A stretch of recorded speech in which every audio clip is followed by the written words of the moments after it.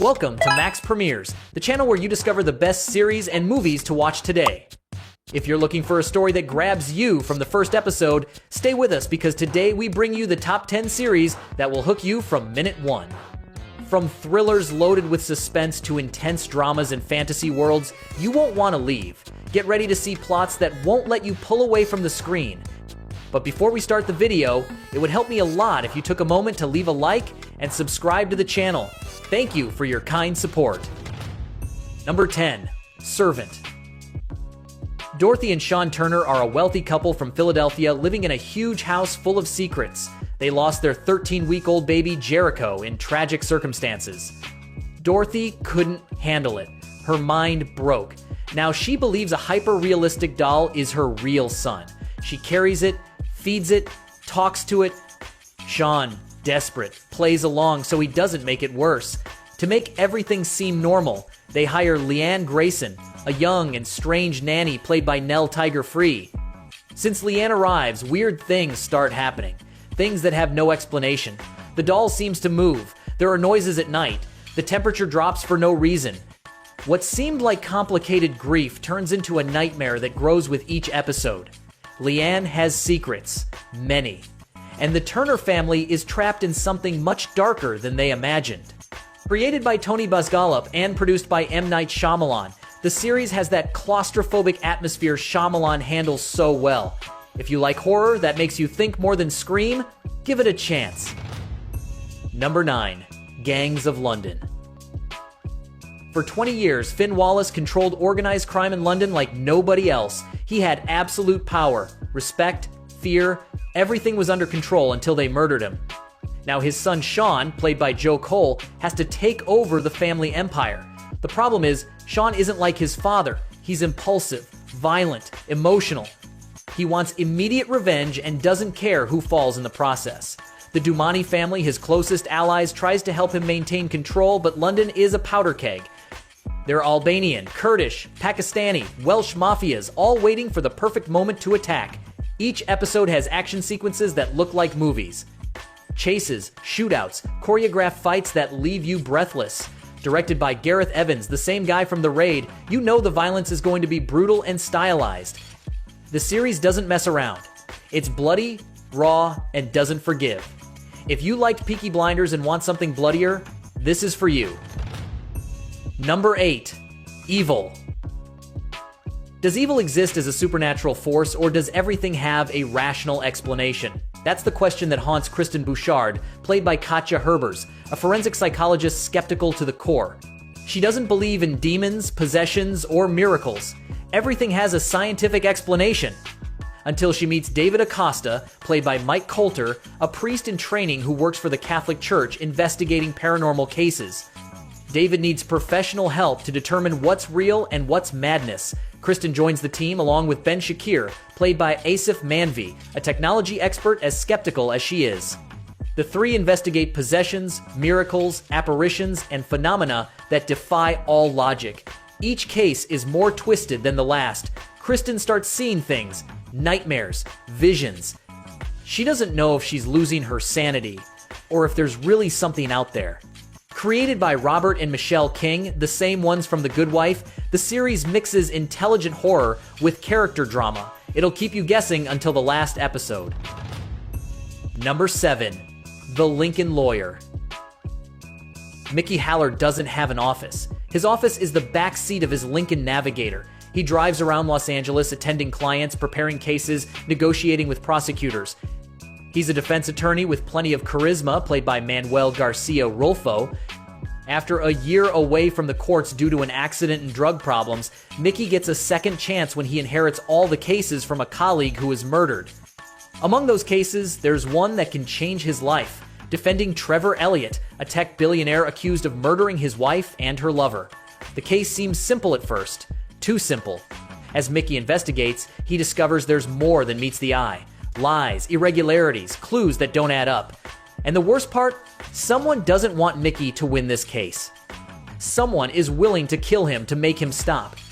The series has that addictive rhythm of well-made legal thrillers. Twists you don't see coming, sharp dialogue, complex characters. Netflix already confirmed a 4th season. Number 6. Alice in Borderland. The lights go out in the middle of Shibuya. When Arisu and his two friends come out of the mall bathroom, Tokyo is completely empty.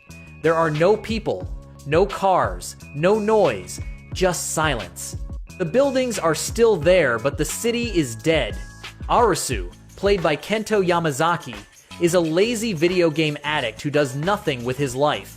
Now he's trapped in a parallel dimension where the only way to survive is by winning deadly games. Each game is represented by a playing card. The suit indicates the type. Clubs require teamwork, diamonds require intelligence, hearts play with your emotions, spades demand physical strength. The number indicates difficulty. If you lose, you die. If you don't play, you die. There's no way out. Arisu has to use everything he learned playing video games to stay alive while looking for a way to get back home. Based on the manga by Haro Aso, the series has cinematic production, brutal action scenes, and games that will have you on the edge of your seat. If you like Squid Game, you'll love this, but with more depth. Number 5. From. There's a town in the middle of nowhere that nobody can leave. No matter what road you take, no matter how much you drive, you always end up back in the same place. People who arrive there get trapped forever. And that's not the worst part. When night falls, creatures come out of the forest. They look like normal people. They smile. They talk. But if they open the door for you, they kill you in the most horrible ways you can imagine. The only rules are simple. Hide before nightfall, seal all entrances, hang a talisman on the door. If you break any rule, you die. Boyd Stevens, played by Harold Perrineau, is a veteran who leads this makeshift community. He's been trying to find a way out for years while keeping everyone alive. Each episode reveals a little more of the mystery, but also generates 10 new questions. The tension is constant and the creatures genuinely terrifying. The problem is, it moves slowly revealing information. It can frustrate you if you expect concrete answers, but if you enjoy theorizing, it'll obsess you. Number 4. The Night Agent. The phone hadn't rung for months, until that night. Peter Sutherland, played by Gabriel Basso, is an FBI agent with a boring job, watching an emergency phone in the White House basement. It's a punishment position, a place where they send agents who screwed up or they don't trust. Peter is there because his past has stains. Nobody believes in him. But when that phone finally rings, everything changes in seconds. On the other side is Rose Larkin, played by Lucianne Buchanan, a former tech executive whose life just became a nightmare. Her aunt and uncle were murdered, and she's next on the list. Peter has to protect her while they figure out what's happening. What starts as a protection case becomes a conspiracy that reaches the highest levels of government. There are moles, betrayals, hitmen chasing them all over Washington. The series doesn't give you a second to breathe. Chases, shootouts, twists every 2 episodes. The good thing is the action is constant and the characters work. The bad thing is the second season dropped in quality a bit. Number 3. The Orville. 400 years in the future, humanity is part of the Planetary Union, an alliance of species that travel through the galaxy in exploratory ships. Ed Mercer, played by Seth MacFarlane, finally gets command of his own ship, the USS Orville. The problem is his ex-wife, Kelly Grayson, played by Adrienne Palicki, is his second in command. They got divorced a year ago after she cheated on him. Now they have to work together. The tension is obvious. What seems like a Star Trek parody in the first episodes transforms into something much deeper.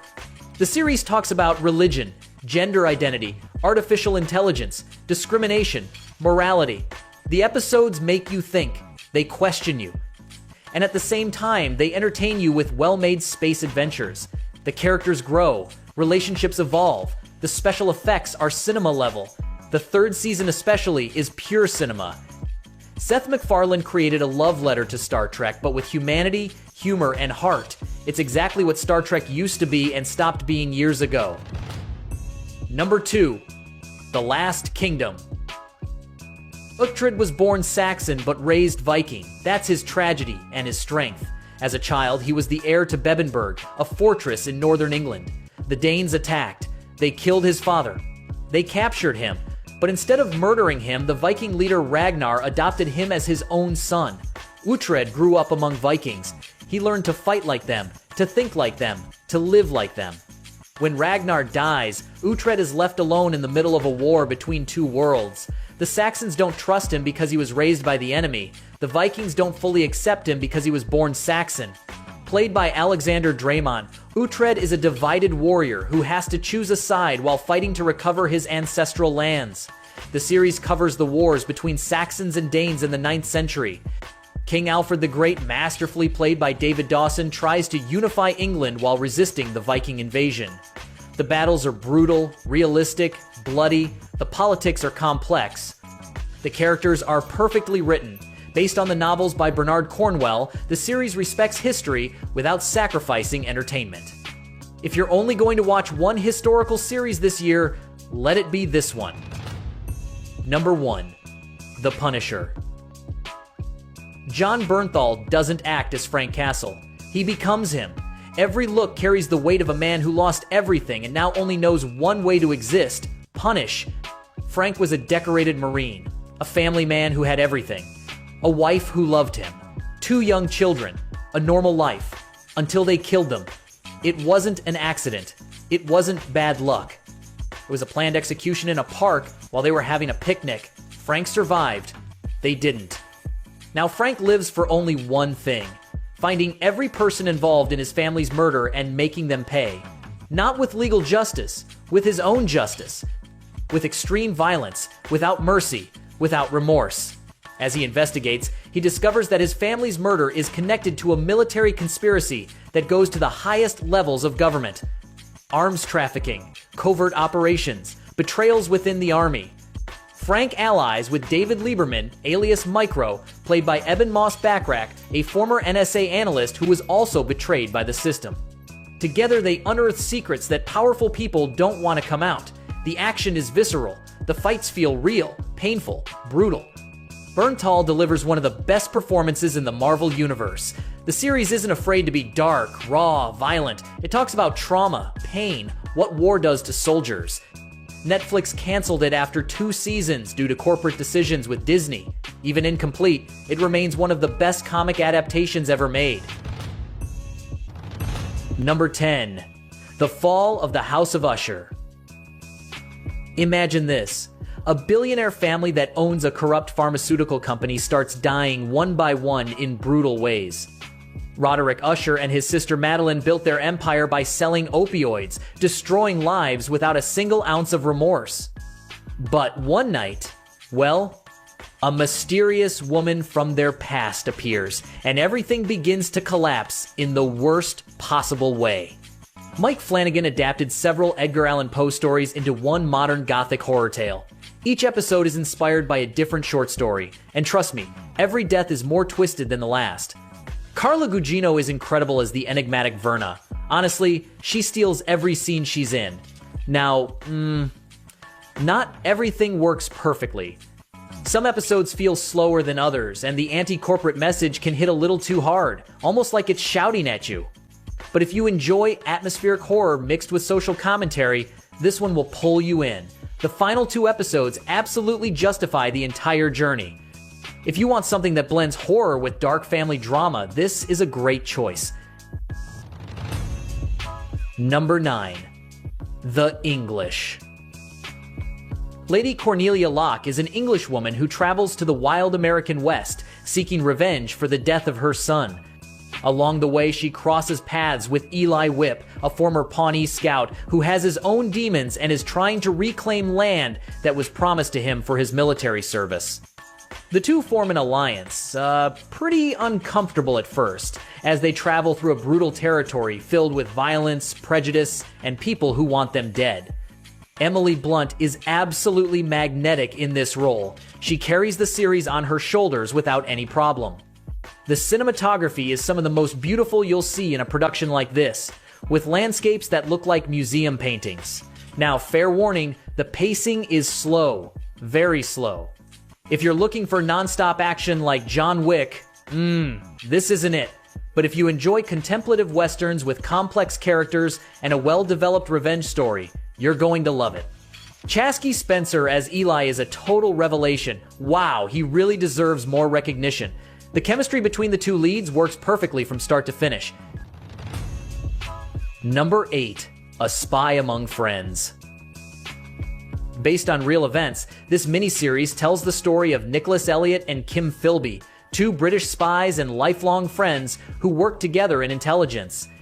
The problem begins when it's discovered that Philby was a Soviet double agent for decades. Imagine finding out that your best friend, the person you trusted most, has been betraying you this entire time. Oof. Just thinking about it hurts. Damian Lewis and Guy Pearce are fantastic as the two spies. The tension between them is felt in every single scene. Now, just so you know, there's not a lot of action here. This is more about interrogations, psychological warfare, and the emotional cost of betrayal on a very personal level. Some people, well, will find it boring because they expect explosions and chases. But if you like espionage thrillers in the style of John le Carré, more cerebral than explosive, this one is absolutely for you. Anna Maxwell Martin also steals several scenes as the investigator trying to unravel the entire web of lies. It's the kind of series that stays in your head long after it's over. Number 7. Wayne. Meet Wayne, a 16-year-old teenager with a heart of gold and fists of steel. When his father dies of cancer, Wayne decides to recover the 1979 Pontiac Trans Am that was stolen from him years ago. He hops on a motorcycle with Dell, a girl he just met, who's running from her own dysfunctional family, and together they cross the country, leaving absolute chaos in their wake. This series is completely insane. Haha, I honestly expected nothing, and it totally surprised me. It's violent, funny, emotional, and completely unpredictable all at the same time. Mark McKenna and Ciara Bravo have amazing chemistry as Wayne and Dell. They just work incredibly well together. Now, sometimes it goes a little too far with the vulgar humor, and a few scenes are way too exaggerated for their own good. But the heart of the story is genuine, and you can really feel it. It's like Bonnie and Clyde if they were 16 and from Massachusetts, you know? If you're looking for something totally different from everything else on streaming, this is exactly what you need. It hooks you from the very first episode. Number 6. Midnight Mass. Everything begins when Riley Flynn returns to Crockett Island after spending years in prison for killing someone in a drunk driving accident. The island is small, deeply religious, and completely isolated from the rest of the world. Soon after, a young and charismatic new priest named Father Paul arrives, and with him, miracles begin to happen that no one can explain. Sick people are healed overnight. But, well, something very dark is hiding behind those supposed miracles. Mike Flanagan created something truly special with this series. It's slow, yes, and it features long monologues about faith, death, and redemption that, honestly, might feel a bit too philosophical for some viewers. But if the story clicks with you, wow, the emotional impact of the final episodes will completely destroy you. Hamish Linklater as Father Paul is hypnotic. You simply can't look away when he's on screen. The series divided audiences because it's not traditional jump scare horror, it's more of an existential drama with horror elements mixed in. If you want something that makes you think about faith, fanaticism, and how far people will go for their beliefs, this one is absolutely unmissable. Number 5. Guillermo del Toro's Cabinet of Curiosities. This is an anthology of 8 horror episodes curated by Guillermo del Toro himself. Each story is completely standalone, with different directors and very distinct visual styles. You'll find everything here. Lovecraftian cosmic horror, classic haunted houses, grotesque creatures straight out of your worst nightmares, alien autopsies, and psychological breakdowns that will make you deeply uncomfortable. Now, not every episode works equally well, and that's just being honest. Some, like Pickman's Model and The Autopsy, are absolutely brilliant, while others feel weaker and more generic. But that's true of pretty much every horror anthology. The best part is the practical effects. They're incredible. None of that cheap digital stuff that looks fake. Del Toro's love for gothic horror and dense atmosphere is visible in every production detail. If you enjoy auteur-driven horror, disturbing imagery, and you don't mind uneven episodes, this cabinet definitely has something special waiting for you. Number 4. Godless. Roy Good is an outlaw who escapes from the gang of Frank Griffin, a truly ruthless man who raised him like a son and now wants him dead for betraying him. Roy hides in LaBelle, a town populated almost entirely by women after a mining accident killed most of the men. As Roy tries to disappear and start over, well, Griffin and his gang slowly close in, destroying everything in their path. Jeff Daniels as Frank Griffin is genuinely terrifying. A brutal, religious villain who truly believes he's doing God's will while slaughtering entire towns without remorse. The cinematography is stunning. Oof. Those Old West landscapes completely transport you to another era. Some people feel the pacing is uneven and that there are too many subplots pulling focus away from the main story, and honestly, they're not wrong. But when the final confrontation arrives, wow, every minute invested feels completely worth it. If you enjoy westerns with complex characters, strong female leads, and unforgettable villains, this one is absolutely essential. Number 3. Griselda. The story follows Griselda Blanco, the Colombian drug trafficker who transformed the cocaine trade in Miami during the 1970s and 80s. She arrived as an immigrant fleeing an abusive husband with her young children and, well, ended up becoming the godmother of cocaine, one of the most feared and ruthless criminals of her era. The series shows her rise from absolute nothing to controlling a multi-million-dollar empire through extreme violence and sharp intelligence in a world dominated by men who constantly underestimated her. Sofia Vergara is completely unrecognizable in this role. Honestly, no one expected this transformation. It earns its place in the top 3 because she pulls off something very difficult, making you care about a character who is essentially a monster with no real redemption. The physical and acting transformation is impressive. Wow, she truly doesn't look like the same person. Now, the series does have clear flaws. At times, it glorifies violence too much, and the pacing feels uneven in the middle episodes. But as a portrait of limitless ambition and the personal cost of building an empire on blood and bodies, it works very well. If you liked Narcos, this feels like the perfect companion piece. Number 2. A friend of the family. This true story is so disturbing, it's hard to believe it actually happened. Robert Berchtold was a close family friend of the Brobergs, so close that everyone trusted him completely without suspicion. He managed to kidnap their daughter Jan, not once, but twice, across different years, manipulating the entire family for a long time, using incredibly sophisticated psychological tactics. The series shows how a predator can exploit absolute trust, religion, and emotional manipulation to control people who genuinely believed he was their best friend. Jake Lacy as Berchtold is absolutely chilling. Oof. He makes you fully understand how someone like this can operate for years without raising suspicion. This series deserves such a high spot because it doesn't just present the cold facts of the case. It makes you feel the confusion, shame, and deep emotional damage experienced by the victims and their parents. It's uncomfortable to watch, sometimes frustrating because you want to scream at the screen, but it's incredibly important. If you want to understand how manipulation truly works in abuse cases, this is a painful but necessary watch. Number 1. Shogun. We're in Japan in the year 1600, in the middle of a civil war that will define the country's future. John Blackthorne is an English navigator who shipwrecks on the Japanese coast and becomes deeply entangled in a power struggle between feudal lords fighting for absolute control. Lord Toranaga, a brilliant strategist who thinks 10 moves ahead, takes him under his protection. And at the center of it all is Lady Mariko, a samurai translator torn between her sacred duty and her deepest personal desires. Hiroyuki Sanada as Toranaga is masterful. You simply can't take your eyes off him whenever he appears. Anna Sawai as Mariko, well, she breaks your heart into 1,000 pieces. The production quality is some of the most impressive you'll ever see on television, with deep respect for Japanese culture reflected in the costumes, architecture, and dialogue. It's no coincidence this takes the number 1 spot. It won 18 Emmy Awards, breaking historic records. This is political intrigue on the level of Game of Thrones, but with samurai, honor, and unbreakable codes. Yes, the pacing may feel slow for some, and most of the dialogue is in Japanese with subtitles.